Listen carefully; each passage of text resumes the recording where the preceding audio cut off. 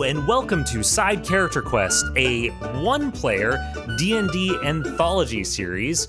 And I've completely lost my train of thought because I'm so excited for the guest we have today. You may know him as the DM of Titans of Altera, or from Sneak Attack as the player behind Grayek, and Lucky, and Moog. Oh. Don't forget Moog. This is, with me today, Josh. Hello, Josh. Joshua Lorimer. Hello. How you doing today? I'm doing great, man. Thanks for having me. I'm pumped to be here. Very excited to have you. Long-time listeners of the show will know that Sneak Attack has been a major inspiration, and I have also been a big fan of Titans of Altera.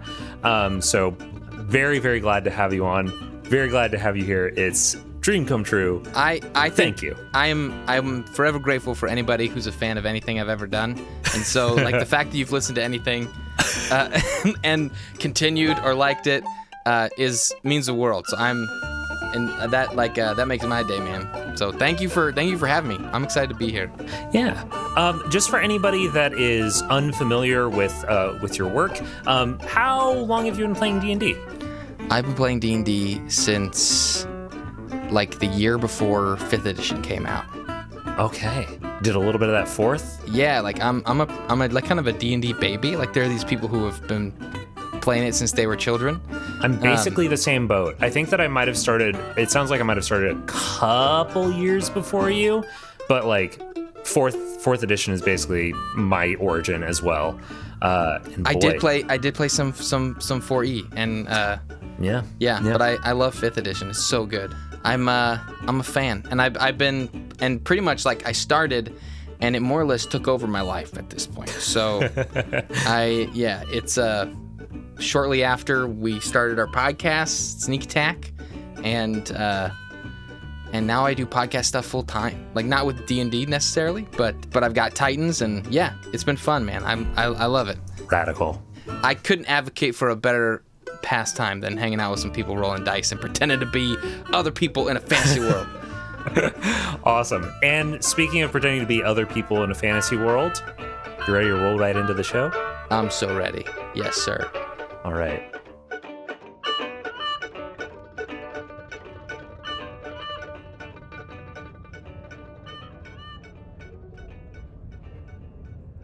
Imagine a tall, pale man in a humble workspace and humble clothes, with notes spread out on his desk and more spread out in his mind.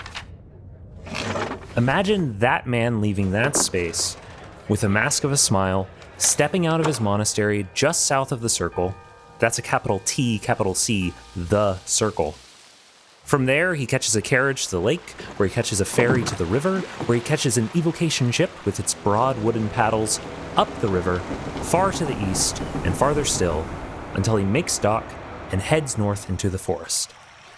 The trail is thick, but a doe joins him and guides him through until the trees part and he finds himself on the edge of indigo fields. Having arrived, he sighs. But somewhere away from the monk, beyond those fields, Abbot Faer Landing. What are you doing? Let's see here. Abbot Faer Landing. What am I doing? What time of day is it? Would you like me to roll for it? Nah. Whatever time of day it is. Let's say breakfast. Breakfast time. Sure. I'm eating an apple. You're eating an apple? Okay. And I'm kind of just sitting on a bench watching kind of the people of the Abbey go about their day.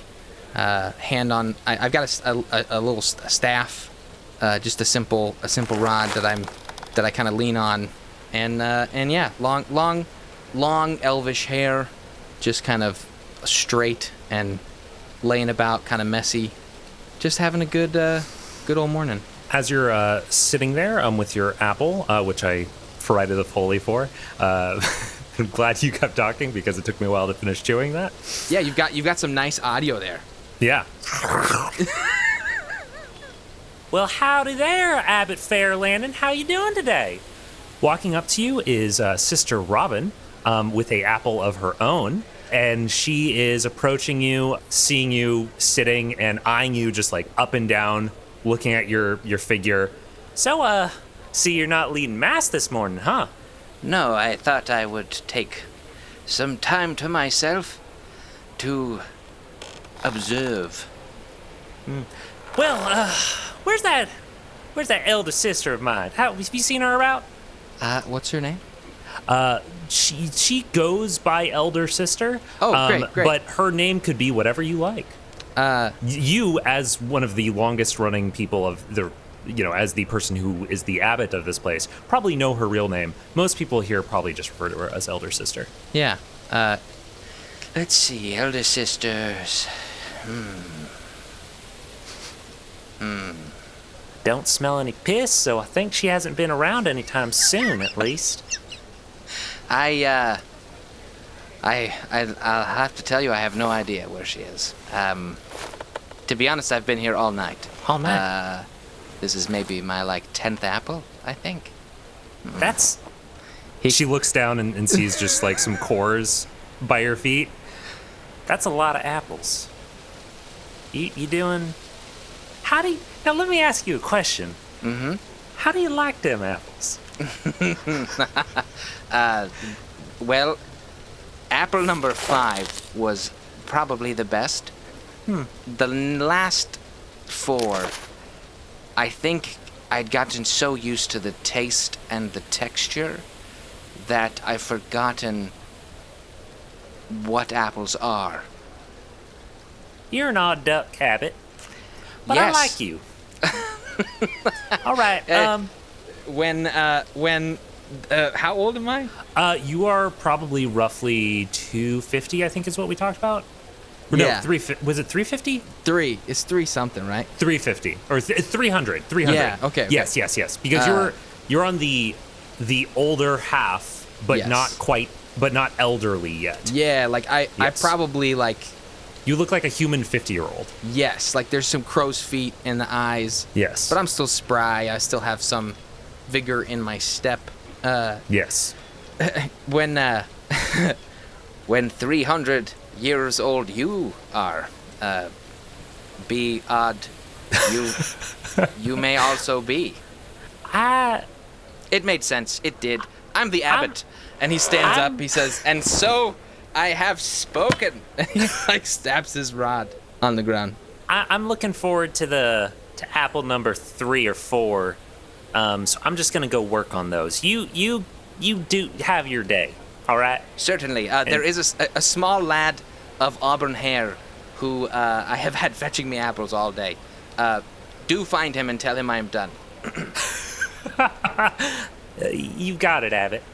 And she just turns and walks off and tosses her apple core into the pile. Now, where's that groundskeeper? There's a terrible amount of waste on the ground. Oh, right here. Yeah, so you would know, are you actually looking for groundskeeper Hozark? Yeah, I just kind of go, Hozark! Hozark, you old fool. Well, yes, Abbot, how are you doing today? Let me find it. Hello. All right.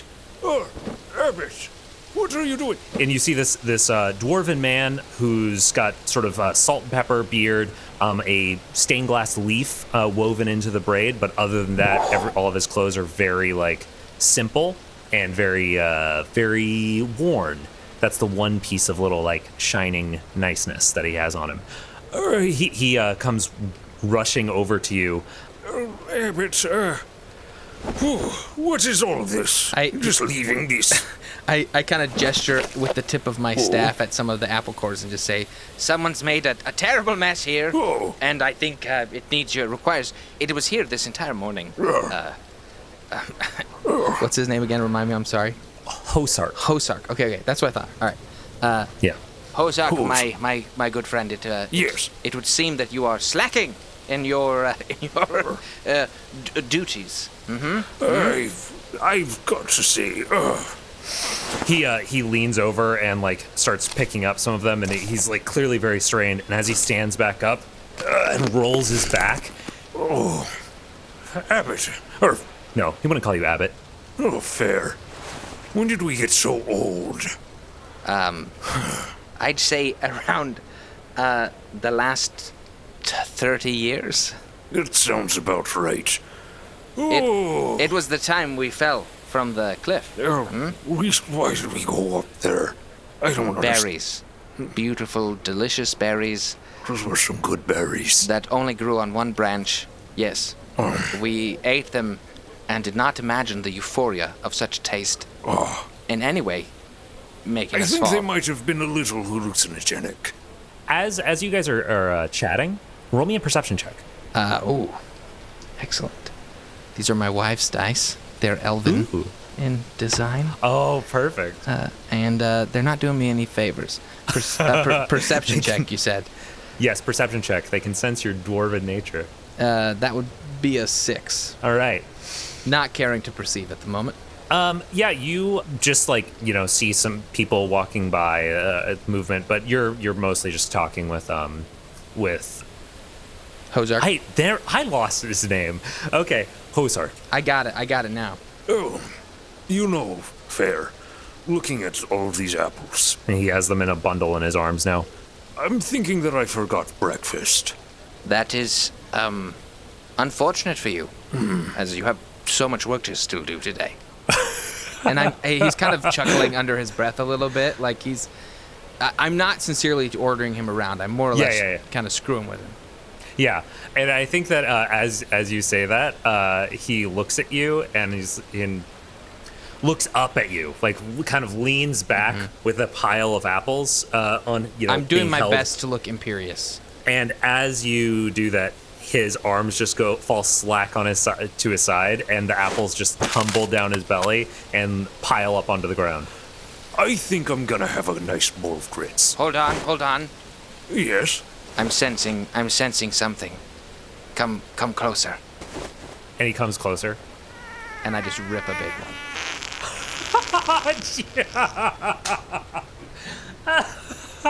Like a good long one, and I don't make any gestures. I just look at him in the face and squint my eyes a little bit.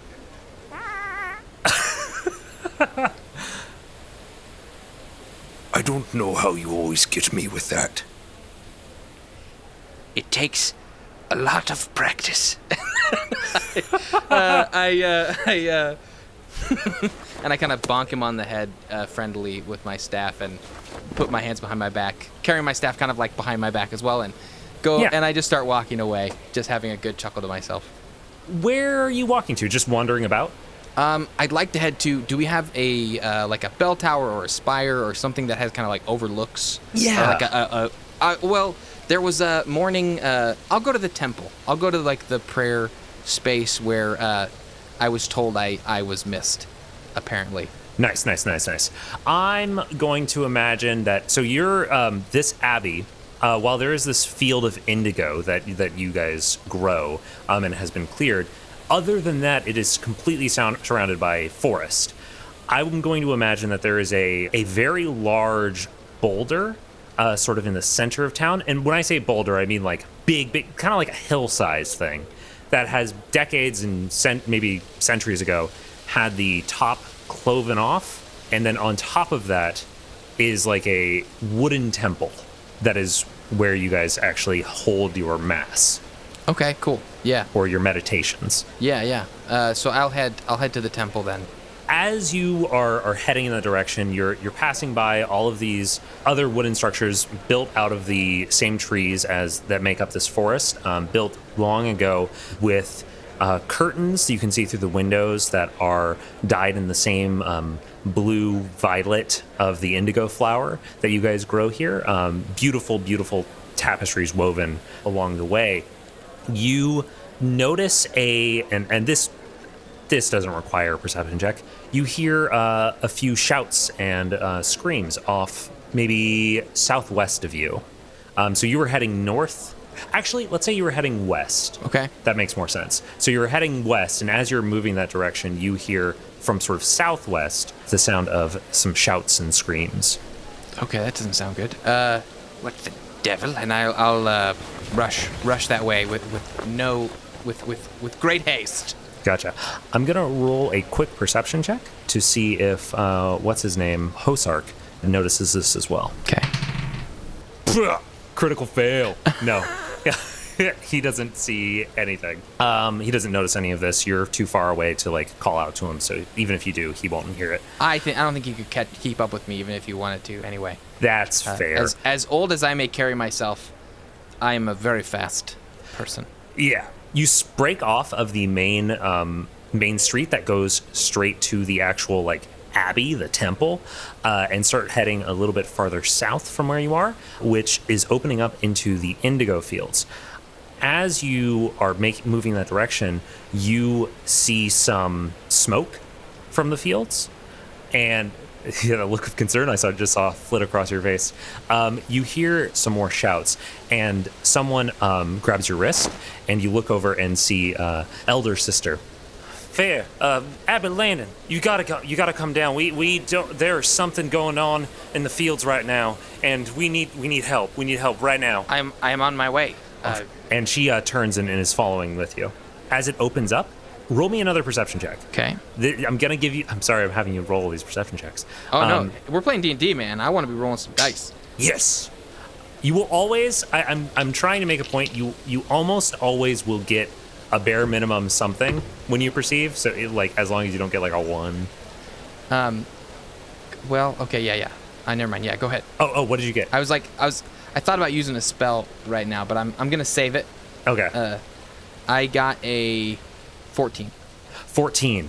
As you get to the end of this alley and it opens out away from the buildings, there is just this huge field of purple-blue flowers, the indigo field, where the abbot gets its name from.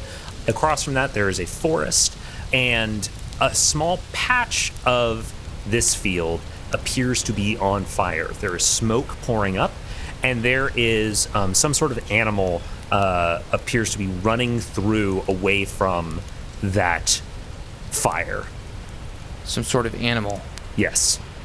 And do I see any people? Yeah, any humanoids? Yeah. You see some buckets, like people had been coming over with water, but you don't see any other people still in the field, except for 1 or 2 people that are moving away. There's also some other tools that look like people were doing some planting and general treatment, but right now everybody has cleared out of this space. And the fire is raging, like it's growing? It is starting to grow, yes. Okay. Which direction did the animal go? The animal is running in your direction. Okay, I would like to ready myself for the animal. All right, cool. Just readying Just like readying myself to grab it, or I guess I will ready myself that if it comes at me, I would like to ready a dodge from an attack, I suppose. Gotcha. As this creature is running through the field, you notice that some of the plants are catching fire as it moves, and more than that, there is a glow coming off the creature as if it itself is on fire. And it appears to be maybe like a boar. No, I don't want to do a boar. Give me an animal. Coyote, wolf. Coyote. Okay, cool. Running through the field, there's this coyote that is glowing through these like cracks through its body that seem to be catching the indigo plants on fire as it moves directly towards you.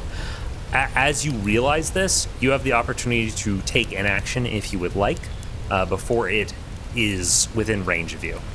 Have I seen anything like this before? Roll me a history check.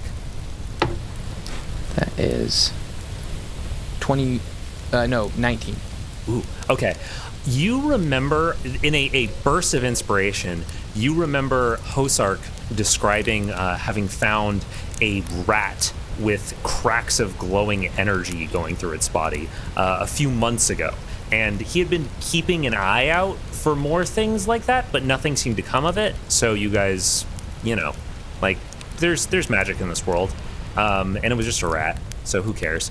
But that is the connection that you make. Okay. I'm going to intercept the coyote. Okay. And get low, kind of so that I'm on level with it, and slowly reach one hand out, and I've got the other hand on my staff, and I'm going to dispel magic. Read to me exactly what dispel magic does. That is an intriguing choice. I like that.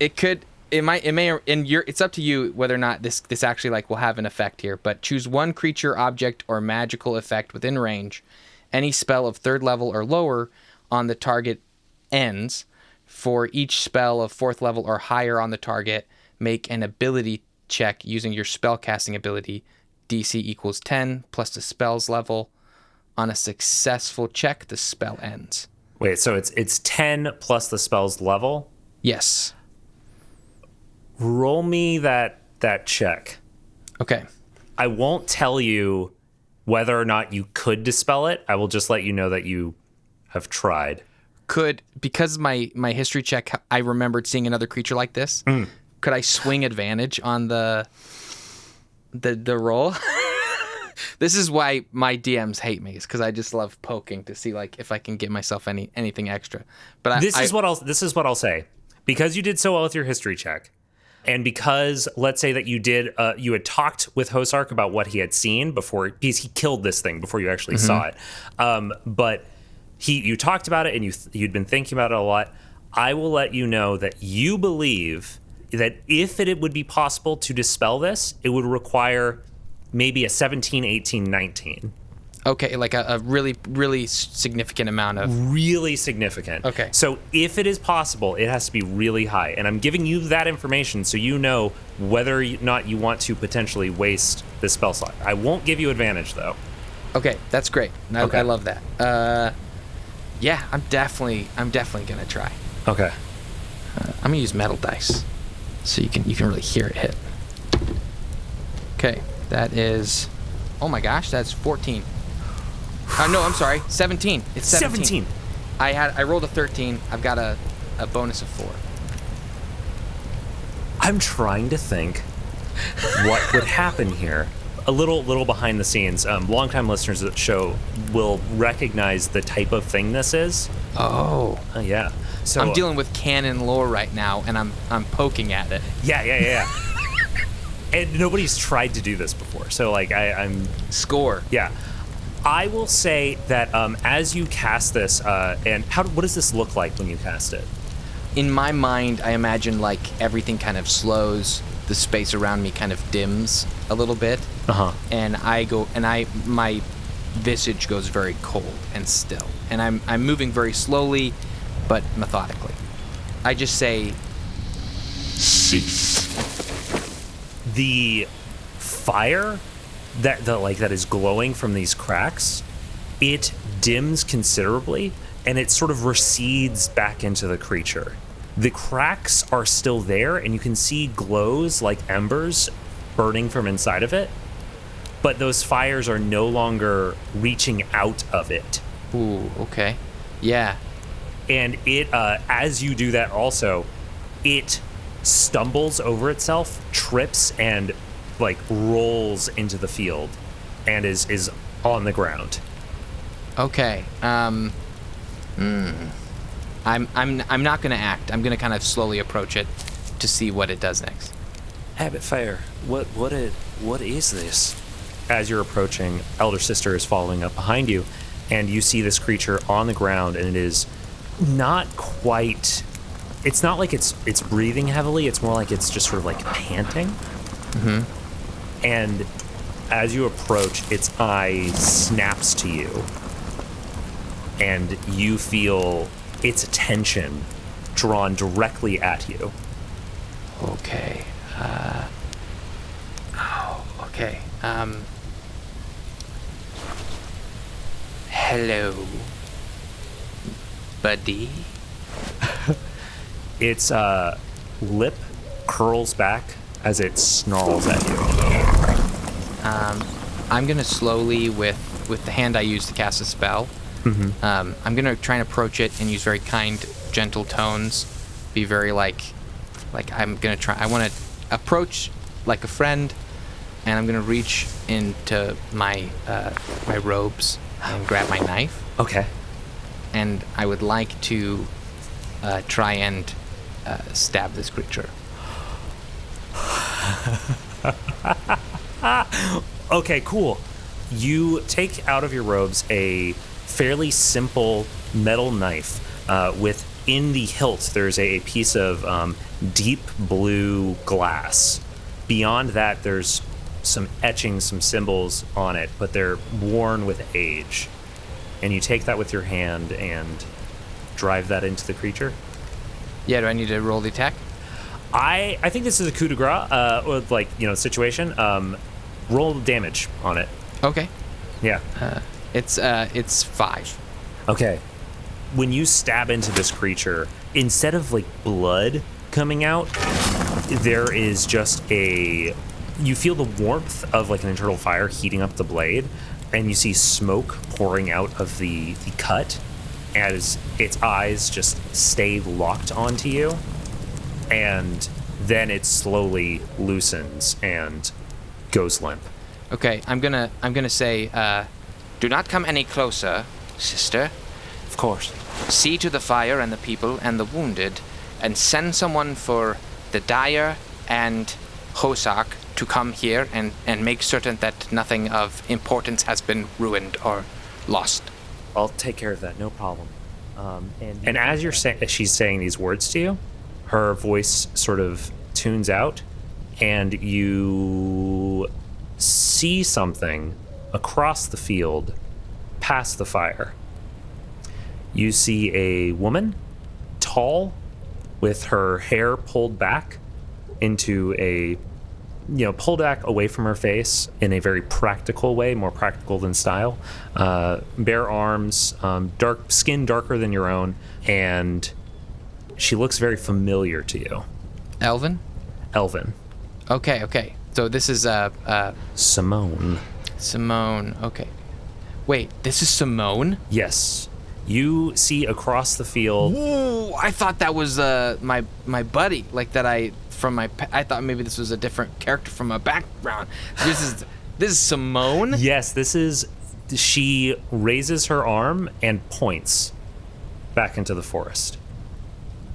I grip my dagger really, really tightly and stand up and kind of I forget the creature. Uh-huh. And I'm going to start moving in that direction. You feel like you don't take your eyes off of her. Not for a freaking second. But she is gone.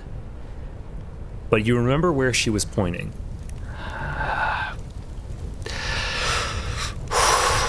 All right. And I run in that direction. You move past, you can hear the shouts of, somewhere in the back of your mind, you can hear the shouts of Elder Sister behind you, wondering where you're going. But you move past the lingering fire, past the smoke, and break into the edge of the forest. And immediately, right where this woman was pointing, you see a child on the ground with a mangled and burned leg. Ooh. Crying softly and quietly. It's a person from the Abbey, someone that you have met many times. What's her name? June. June. Abbot? Oh God. Is it gone? It is gone, yes, June. What are you doing out here? What has happened? I was just walking through the woods with Jim and we got separated. This thing came through and it bit me, and he ran to get help, but like Abbott, can you take me home? Yeah, I'll pick her up, and I'll walk back towards the Abbey. You start walking through, and as you're walking slowly, but I'm really like slowly stay there. Like I kind of look around that area because it's unsettling. Roll me an investigation, I think. Okay. Yeah. That would be a 13. 13. You have a vague sense. You see the burns, that sort of the trail that the coyote had taken. The coyote had taken through the woods, but you don't see any sign of Simone anywhere near here. There's no footprints that you see. There's no sheep. You don't see her standing around. You just see this child and the signs of this creature, this broken, corrupted creature that had walked through. Do I get any sense that June is withholding anything in her telling? I think that you do not. Yeah. Okay. I have no reason to think she would keep something from me. No, I okay. Yeah. I think you would have to, you have the sense that, like, you know, if you wanted to, like, press this crying child for more information, maybe she'd have something, but she doesn't seem to be willfully misleading you. Not worth it. Yeah. No, yeah. I'll quietly walk her back. Mm-hmm. As you do, you see people coming out with, picking up those buckets and water and moving out. You see Hosark prodding the coyote with a big, heavy hammer, and he briefly makes eye contact with you as you walk by. There's a bit of a questioning look in his eye. Yeah. I'd like to imagine, if you're okay with me kind of saying, let me know if this works. I intend to drop her off with someone who can heal her, a cleric that can do some healing spells. Totally. And I'm going to go to my office or my study if I have like a space. And my thought would be that the look I give Hosark is like I'm going there, if that makes sense. Like I'm totally. Sister Robin, elder sister tends to handle more of the day-to-day runnings of the indigo plantation side of things. Mm-hmm. Sister Robin tends to handle more of the cleric-y stuff, and so she is definitely your number one go-to healer person. Cool. So yeah, you bring it over to her and drop her off, and then head to your office. As I'm on my way, if there's a young acolyte like in prayer or something, I'll just kind of tap them on the shoulder. If you would, yeah, my friend, go to our records library and fetch me all documentation and record we have of Saint Simone, please. All right, I'll go do that. Cool. See you. I don't even wait for him to respond. I just tell him what to do and then I start walking. You head back to your office. Tell me a bit about your office as you move in that direction. So, very deep in thought on this whole way. I didn't really give much, as much as I wanted to protect the young girl and the people. I really haven't given them much thought or attention on my way back. Very much in my own head. I would say my office is fairly dimly lit. There is maybe one good window, but I often keep some shades drawn, a simple lamp, and a few seats and a very non-ornate desk, very straightforward. Probably more of a table even. Do you keep it locked or? My office? Yeah. No. Okay. No, anything I would. The things that matter most to me are on my person. Gotcha. So very few earthly goods.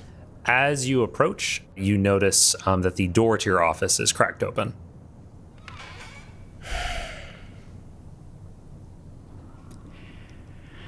I'm imagining you noticing this as your hand is reaching for the doorknob. Yeah. Because you've been so deep in thought.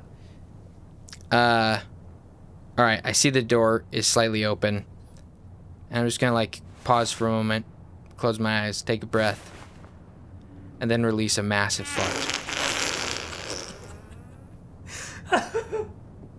What? Okay.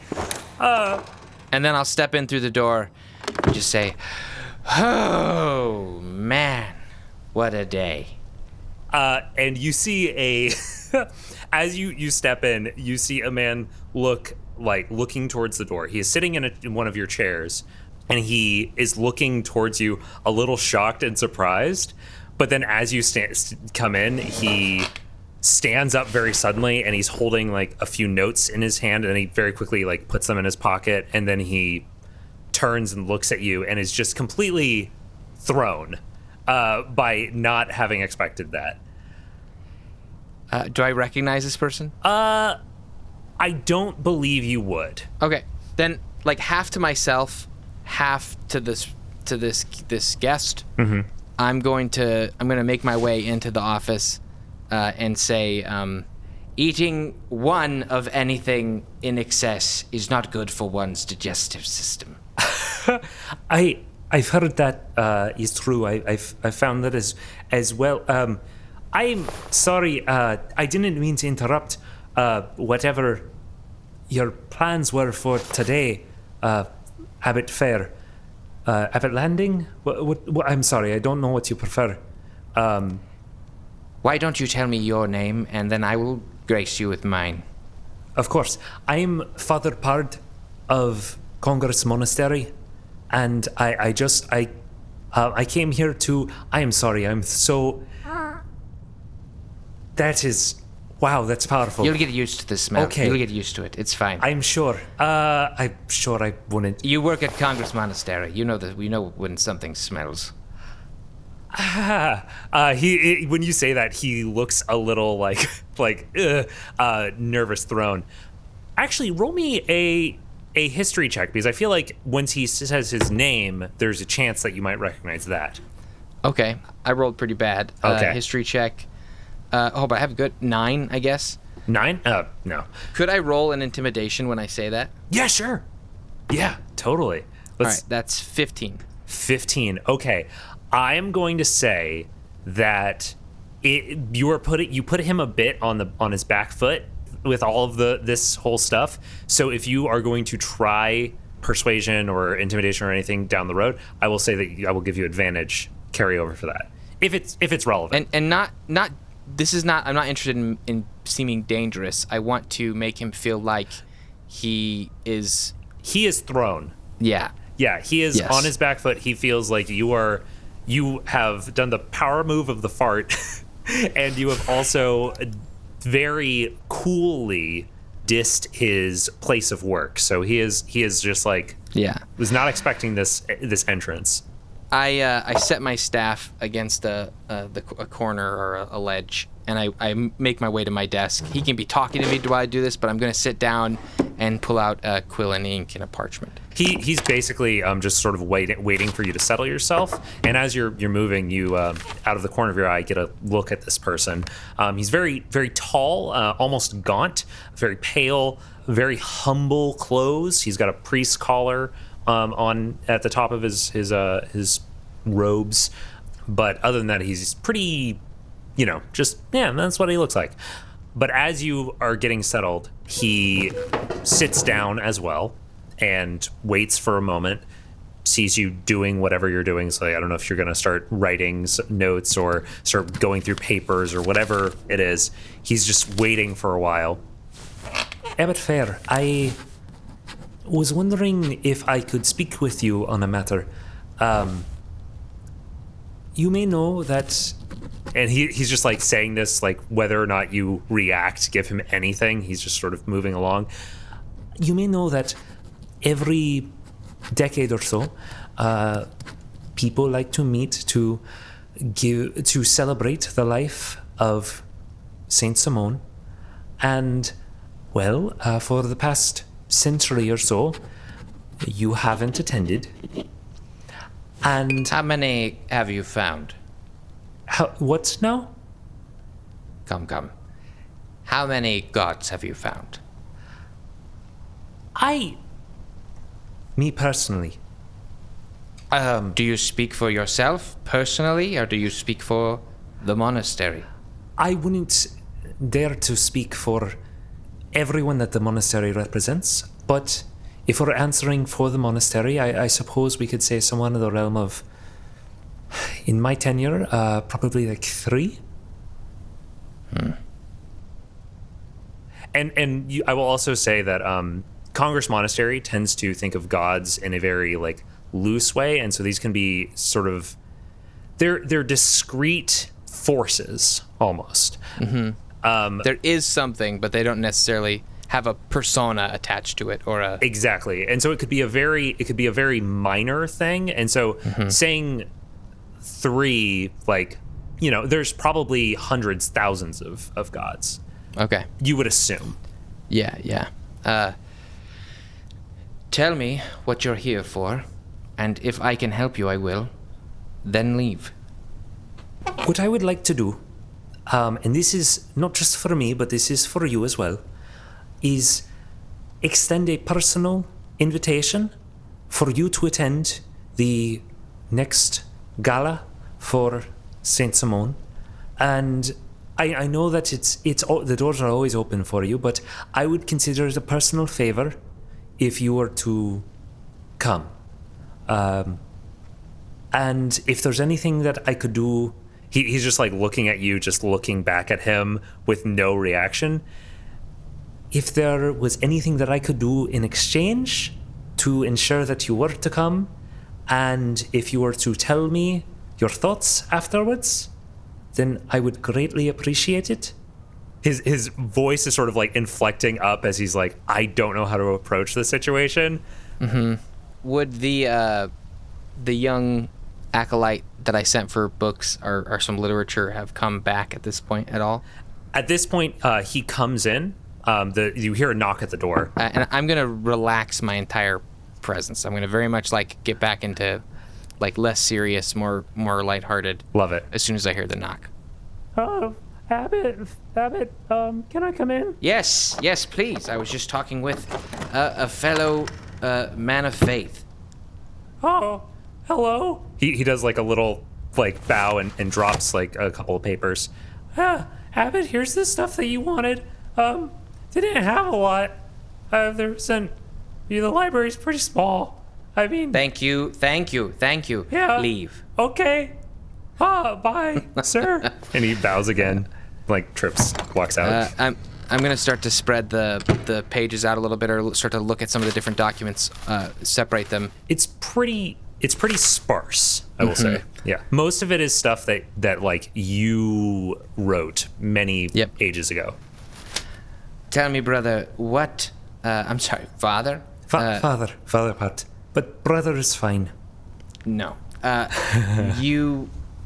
What do you know of... Are there any stories or tales of Simone and fire?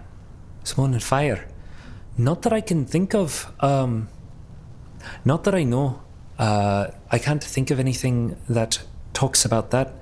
No. And you want me to come to this banquet because it would be a personal favor to you? Yes. And what are you? I am officially... roll me a persuasion check. I feel like you're trying to get him to like open up about what's going on, and you're going to have advantage. Okay, sweet. I think I don't really care about him. Yeah. I want to... know what he wants, basically? Yes, I think I really would like to get to the point, but I also want to keep him off his guard. Gotcha. Cool. That was persuasion. Sweet. 17. Oh, cool. I was hoping so. As you're saying this, he just sort of feels a little bit defeated, and he starts to say like, I just want to extend an invitation. All right. Here's the deal. I am not welcome at this place, and you are. I don't know. How would he approach this at this point? He's not welcome. You're not welcome at the banquet? There are certain precautions being made at the event, at the gala, that preclude me from being able to attend. And I feel that there might be something suggested at the gala that I would like to know about as soon as possible. So if I could have someone like yourself who is invited, but who I know doesn't have ties to certain forces at the monastery, it would be very helpful to me. Well, I enjoy helping. I fail to see the grander picture here. Saint Simone is celebrated often, and I have little interest in making her more than what she was. That's fair. I don't attend any of these for a reason. But, and he pulls a very old-looking notebook out of his pocket. Actually, no, I'll say it. He pulls those note cards from earlier out of his pocket, and he flips through them, and he says, "From what I've read in Saint Simone's old journals, she trusted you, and she thought you were a good man. Would you say she judged that correctly?" I don't think Simone ever judged people poorly. I believe that there are certain forces at work at Congress Monastery that she would judge poorly.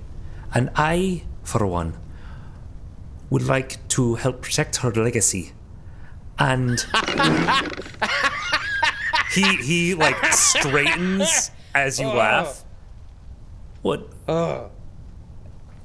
You want to protect the legacy of Simone? Yes. Don't you? Dear gods, you're a fool, my friend. There is not a single priest, father, cleric, scholar in Congress Monastery that deserves to worship. It is a place that is completely forgotten and lost, and there is nothing left but for them to continue down a path of ill gain. Am I coming off too harsh? No, that's perfect. That is perfect. Okay. As you were saying, roll me an insight check. I want to see how you feel he is reacting to this. I just nat 20'd. Fuck yes. I'm gonna give you a couple things. Ooh, okay. One, as you were describing this, you get the impression that he 100% agrees with you. Awesome. And you get the impression that it makes him very sad that he agrees with you. Excellent. And you also see him fingering the priest collar around his neck. And those are the three things I will give you. Okay. I love nat 20s. I tell you what, I will do this for you, but I require a great deal in payment. I stand up. He stands up as well. I'm not like gesturing to him. I'm just kind of moving again, like I'm preparing to leave. Gotcha. Talking with my back turned to him. I see here that you're looking up information about our dear Saint Simone. Are these all the documents you have? Shh. I turn around, after I grab my staff, I turn around and I just like, shh. And I put my finger up to his mouth. I go, shut your stupid face. And I reach down, I grab his collar, and I pull it off. Ooh, okay. As you do that, an illusion is dispelled. And his tall, pale, gaunt figure is replaced with obsidian skin, faint claws, which are like reaching for the thing, long obsidian horns, and a sort of feline-like face. Of course. And I'm looking at it right in the eyes. I don't move. I would really appreciate if you handed that back. I knew. I did this because I knew it was an illusion. I will protect you. And you hear like the door slam open as Hosark, who has been like peeking through this whole time, swings up his sledgehammer and is like about to bring it down. Can I quickly just whip my staff around and hit him between the legs? Yes. Yeah. Go for it. Roll me a attack roll. Okay. He's not wearing any armor. That is a 15. Yeah, you smack him right in between the legs. We're not gonna bother rolling damage right now.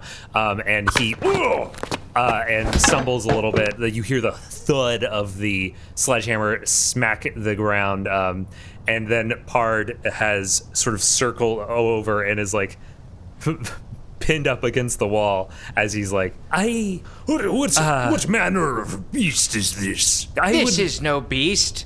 Can you not tell? This is... I'm sorry, could you tell me your name again? My name is Pard Father Part of Congress Monastery. I would actually, if you didn't hear... No. What? Shh. Yes. You are no longer of Congress Monastery. You are now a welcome member of the Indigo Abbey. Father Part of Indigo Abbey, then. Could I have my collar back? Why? I will just say Look that... at him. Look at him. We have this here. He keeps the grounds. And like, of course, he has a beard you just want to hug. But you cannot avoid the crooked nose, the welts, the drooping eyes. Yes, I'm quite the one to look at. Yes. You're not that too fair yourself, are you, Landing? I'm fair. No, I'm a terrible tiny stick person. Who have I aligned myself with? This is my price. You want your collar back, then I will not do the deed for you. You will be yourself here, and I will go. I find that price to be, you see him pause, like he pauses for like a solid 20 seconds as you see his eyes flit around, and like he looks at himself and looks at Hosark, who is just kind of like chuckling to himself and nursing his jewels, and I think that's a price I can pay. So you agree then? You'll go to the gala, you'll see what is happening there, and you'll come back and let me know what they're up to. I will go to the gala and see what I may learn, and I will always share what I know with my family. And could there be like a health potion or something around, like a tiny one that I could give Hosark? Yeah, pull out of a shelf or something. I was thinking that that Hosark is. I was thinking that in addition to be the groundskeeper, he is the beekeeper for the plantation. So let's say some mead, some really strong mead. Yeah. I give him some. He takes a swig of it.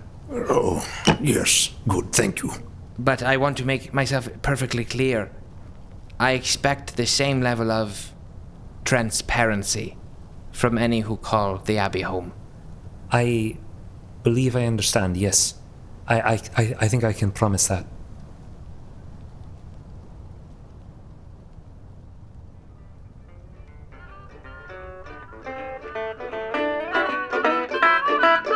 Thank you, Josh, for coming on. How are you feeling? I feel really good. Yeah. I really like. I love this. I love this little community. Yeah, I was a little. I feel like a lot of times with these arcs, sometimes I will spend too much time introing, but I feel like this little vignette of like Indigo Abbey, I would not give this away. This is very good. I love all the little characters and stuff. It's cool. Yeah, it's really fun. It's fun because you never really have a good sense for a character till you're playing them. Totally. You know, and as much as I creepily did this voice talking to myself around the house, but yeah, I think who I imagined Fair being is different than who he became, but that's kind of the point, right? Like, yeah, you got to live in it a little bit. Yeah, I will tell you, I personally, Ty, the DM, completely forgot that you had that bit of information about that I just given you that bit of information about the collar, and so that completely threw me. I was not expecting you to do that. Okay, I didn't know about the collar. I didn't know that I hadn't. You didn't know what it was, but you knew that he was like fingering it. I didn't know what it was. Yeah, but if you hadn't mentioned it was there, yeah, I wouldn't have thought to. I wanted the symbolic gesture of just like pulling. You're no longer part of the church. So good, so good. That's amazing. Yes, that's amazing. Again, yeah, really fun. Good little like red herring. That was a great. Or gun on the wall. That was a great setup. Again, I mentioned before something that longtime listeners will know. Longtime listeners will also recognize Father Pard. Oh, really? Yeah. that's so cool. Yeah. I love it. Yeah, I'm very excited. I want to know what's going on at the gala. There's something's up. Something's going on. Something's going on. And I'm gonna get to the bottom of it. Yes. Yeah, I'm thinking that like part of the reason that he did not give you full information is partially so that you can go in there with a bit of a open mind to not be biased by his own perspectives. But yeah, you know what? Let's wrap things up. So, thank you. I could talk about this for a long time. This is really fun, man. Thank you again, Josh, for coming onto the show. I am so excited to see where this story goes and where, what more we learn of Fair Landing. And everybody, where can our listeners find you? You guys can find me on Twitter, Joshua the Hippie. I have a TikTok. I don't talk about it. I didn't know this. And I know that it'll come out. This episode will come out months after we've recorded it. So maybe by the time need to have become viral by the time that happens. By the time that happens, maybe I'll be okay with people finding me on TikTok. Nice. I will say for listeners of the show, Sneak Attack, the first show that Joshua was on, ended a long time ago. They did the first season. They're doing a re-listen, like just fans of the show are doing a weekly re-listen. So now is a really cool time to like jump in and listen along with people that have been fans of the show and want to give it another go around. I said that in a silly way, really long-winded, but that's okay. Whatever. Thank you again. Hey man, thanks for the shout out. I appreciate it. Yeah. And also it's totally fan driven. Like that's the cool thing is it's just I know listeners of the show just decided they wanted to do this rewatch and re-listen and all on their own. It's crazy. I think it's awesome, but I'm any little bit of acknowledgement from like the total strangers who are like, oh, here's, I really love the show and I want to listen to it again I want to make my friends listen, or oh, here's like my interpretation of this one little scene that you guys did. It is always just like, oh, this can power me for weeks. The good feels from this. So I'm very glad for you guys that's happening. Anyway, that is all to say, thank you, Josh, for coming on. And until next time, how about we pitter-patter on out of here? Sounds great. I'll pitter, and you can patter. Pitter, pitter, pitter, pitter, pitter, pitter. That's the sign-off. Excellent. You say that every time? Thank you to the Joy Drops for the use of Not Drunk as our intro and outro music. Thanks to all of our guests, and thanks to you for listening. You can find us and say hi over at sidecharacterquest.com or by checking out our show notes for more links and information. If you're enjoying the show, drop a rating or review wherever you listen to podcasts, and we'll see you around. Bye!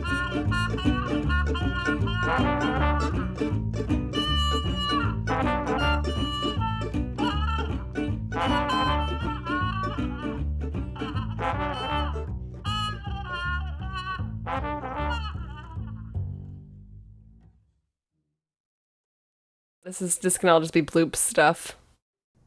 And this is the point where music starts to fade down, and then we're going to have some ambiance fading up, and I'm going to go into some narration, then I'll give you an opening and blah, blah, blah. Okay. This stuff is the stuff that gets cut out. Wait, any of the stuff we've already done, you're welcome to cut out as well. Yeah. I will say I make a point to have a bloopers section at the end of every episode, specifically because I found that there was stuff that I was leaving in because I was like, I can't cut that out. That's amusing to at least one person.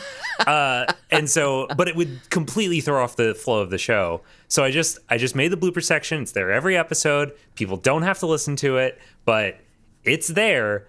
And that's where I can throw like little things that don't make it because it's like, oh, we talked a little bit too long about 4th edition. Why were we talking about 4th edition? That's such a waste of time. We should get into the show. This will probably end up there. Oh, that's great.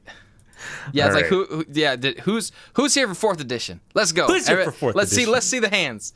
All right. Just crickets and like the one dude who does nothing in his life but play like Bloodborne and 4th edition D&D.